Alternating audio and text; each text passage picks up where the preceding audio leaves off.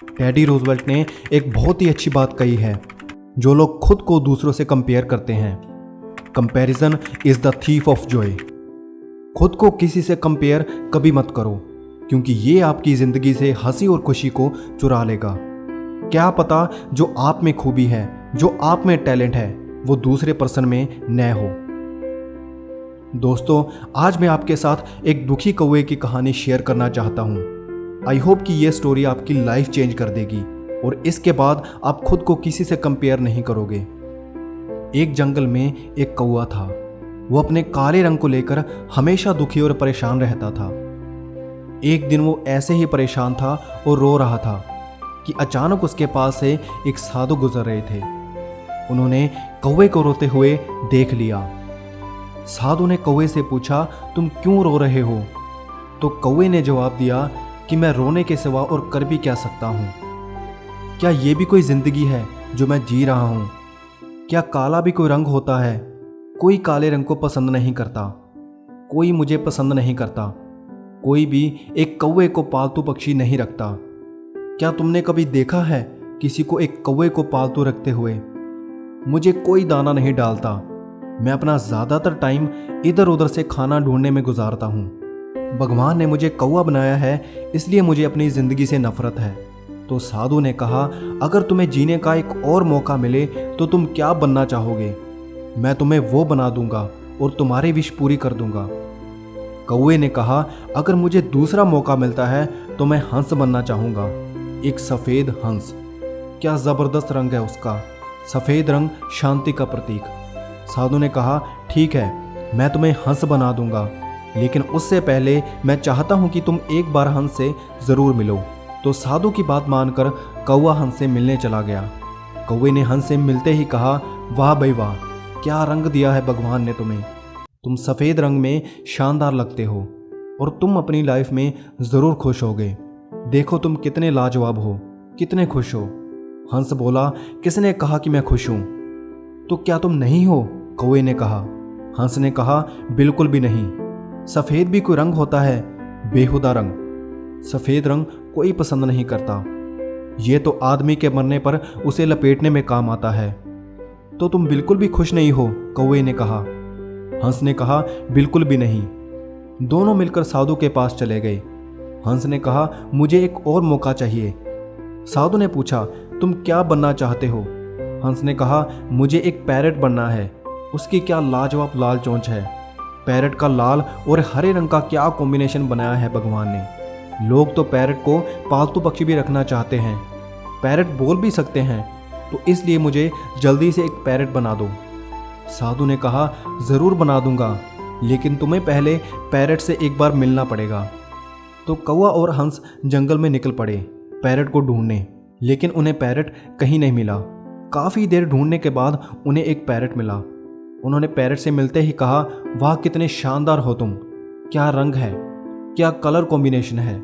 लोग तुम्हें पालतू पक्षी रखते हैं, तुम्हें एक नाम भी देते हैं। कितने खुश हो तुम जिंदगी में, कितनी खूबसूरत है तुम्हारी ज़िंदगी। पैरट बोला, किसने कहा तुमसे कि मैं खुश हूँ? हंस ने पूछा, क्या तुम खुश नहीं हो? पैरट ने कहा, बिल्कुल भी नहीं। तुम्हें क्या परेशान कर रहा है? हंस ने पूछा। मेरा हरा रंग ही सारी मुसीबत की जड़ है।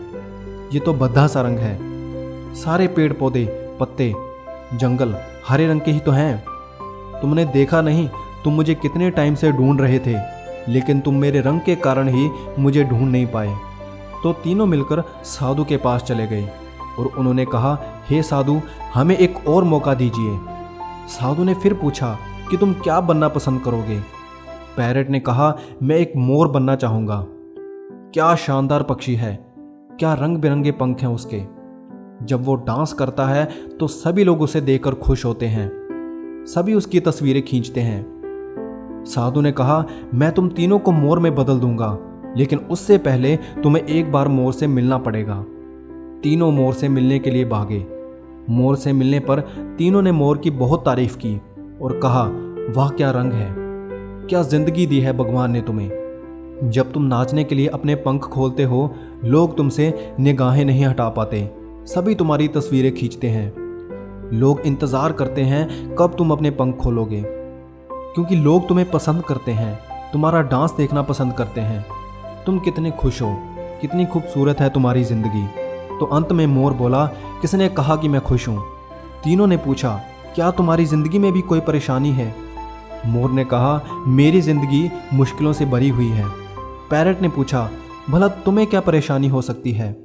मोर ने कहा, ध्यान से सुनो, क्या तुम्हें ये आवाज़ सुनाई दे रही है? पैरट ने कहा, सुनाई दे रही है, लेकिन ये किसकी आवाज़ है? मोर ने फिर से कहा, पूरे ध्यान से सुनो। तीनों ने कहा, हाँ हाँ सुनाई दे रही है, लेकिन ये किसकी आवाज़ है? मोर ने कहा, ये शिकारी है जिसने अभी अभी मोर को मार दिया है।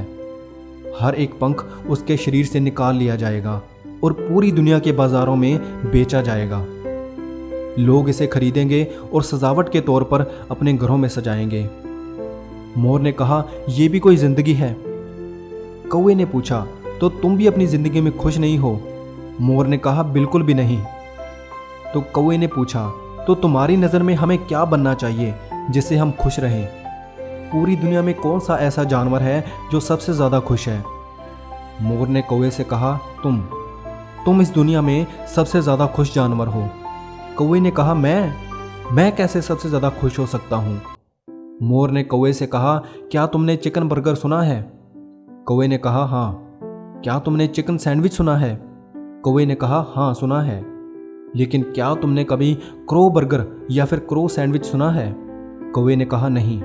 मोर ने फिर से पूछा, क्या तुमने कभी कौवे के पंखों और मांस को बेचते हुए देखा है? कौवे ने कहा, नहीं, कभी नहीं। तुम्हें कभी खतरा महसूस हुआ है? क्या तुम्हारा किसी ने शिकार किया है? नहीं, कौवे ने कहा।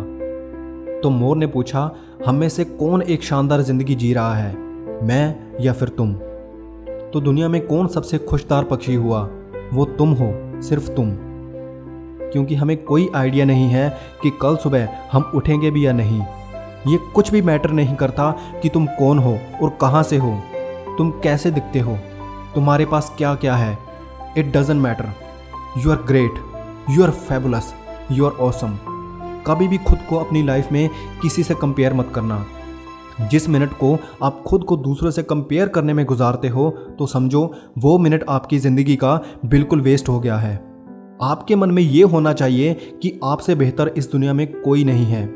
भगवान ने आपके जैसा कोई और दूसरा बनाया ही नहीं है। जैसे दुनिया में हर एक पर्सन का फिंगरप्रिंट यूनिक होता है, वैसे आप भी यूनिक हैं। आपकी पर्सनैलिटी भी यूनिक है। You are awesome. सूरज और चांद का आपस में कोई कंपैरिजन नहीं है, दोनों अपना टाइम आने पर चमकते हैं। तो आज की हमारी मोटिवेशन वाइब यहीं ख़त्म होती है। और अगर आप हमारी मोटिवेशनल स्टोरी से थोड़ा सा भी इंस्पायर हुए हों तो इस वीडियो को ज़्यादा से ज़्यादा लाइक और शेयर ज़रूर कीजिएगा और चैनल को सब्सक्राइब करना मत भूलिएगा। तो मुझे दीजिए इजाज़त, मिलते हैं अगली वीडियो में ऐसे ही ज़बरदस्त मोटिवेशन वाइब के साथ।